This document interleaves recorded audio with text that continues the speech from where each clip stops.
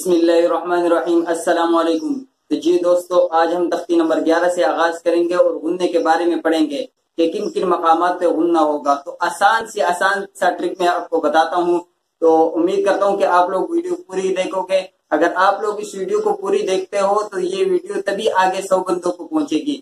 تو آپ بھی میرے ساتھ اس ثواب مطلب برابر اس ثواب میں شریک ہو، تو لازمی طور پہ ویڈیو پوری دیکھ لیا کرو تاکہ آپ لوگوں کو بھی ثواب ہو۔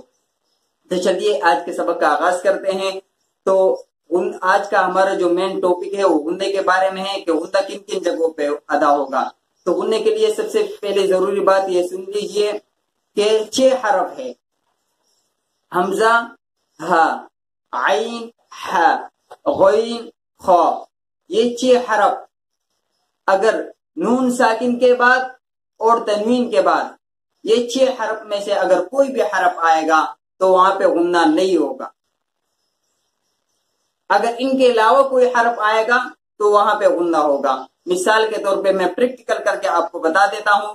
جس طرح سے یہ نون ساکن ہے، حمزہ نون زبر ان، تا زبر تا، انتا، وقفن انت، ان، یہ جو وائبریشن ہے نا ان، اسی کو غنہ کہتے ہیں۔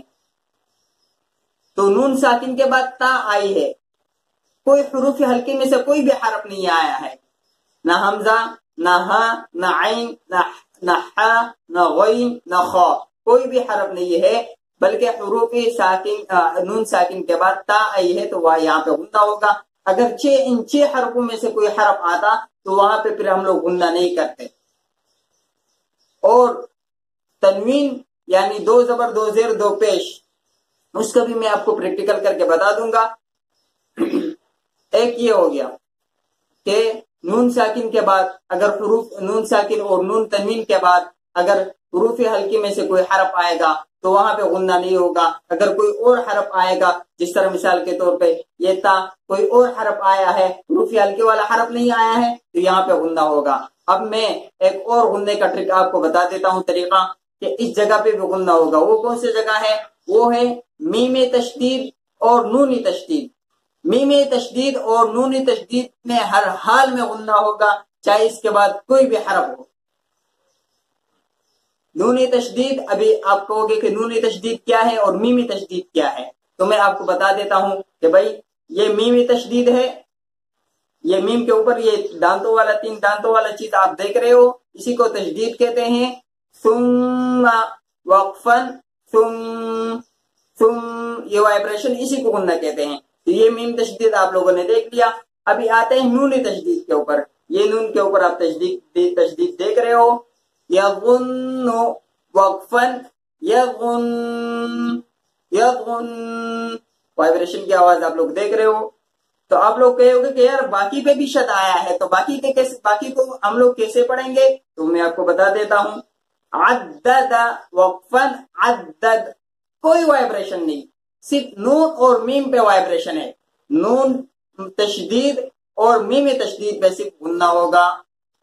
2 ٹرک میں نے آپ کو بتا دیے، ایک نون تشدید، ایک میم تشدید پہ غنہ ہوگا، اور ایک اس سے پہلے کہ تنوین اور نون ساکن کے بعد اگر حروف حلقی میں سے کوئی اور حروف حلقی نہیں ہوگا، کوئی اور حرف ہوگا تو وہاں پہ غنہ ہوگا، اور ایک نون تشدید اور میم تشدید پہ غنہ ہوگا۔ ایک تیسری اور چیز ہے، وہ کیا ہے؟ وہ بالکل آسان سمپل سی ہے، وہ ہے میم ساکن۔ میم ساکن کے بعد اگر با آئے گی تو وہاں پہ بھی غنہ ہوگا۔ اب آپ لوگ کہو گے کہ یار یہ میم ساکن کیا ہے؟ تو میں آپ کو یہاں پہ بتا دیتا ہوں، پریکٹیکل کر کے میں آپ کو قرآن میں بتاؤں گا۔ میم ساکن کو آپ بتا دیتا ہوں، جس طرح مثال کے طور پر اگر آپ نے بچوں کو پڑھانا ہے تو آپ نے کیسے پڑھانا ہے؟ حمزہ نون زبر ان، تا زبر تا، انتا، وقفن انت۔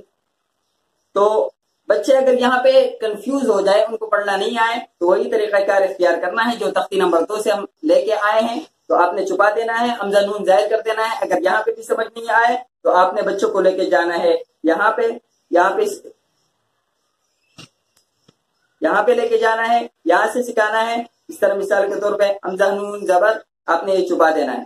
ان بچہ کہے گا ان، پھر آپ نے تا ظاہر کر دینی ہے، بچہ پڑھے گا تا زبر تا، تو بچے ملا کے پڑھو تو وہ کہے گا انتا وقفن ان۔ یہاں پہ صرف ایک چیز مشکل ہے، وہ میں آپ کو بتا دیتا ہوں، باقی تمام تختی بالکل آسان ہے۔ یہ چیز اس کو پڑھنے میں اکثر لوگ غلطی کرتے ہیں، اقرا وقفن اقرا، تیجے کے ساتھ پڑھنے میں اکثر لوگ غلطی کرتے ہیں۔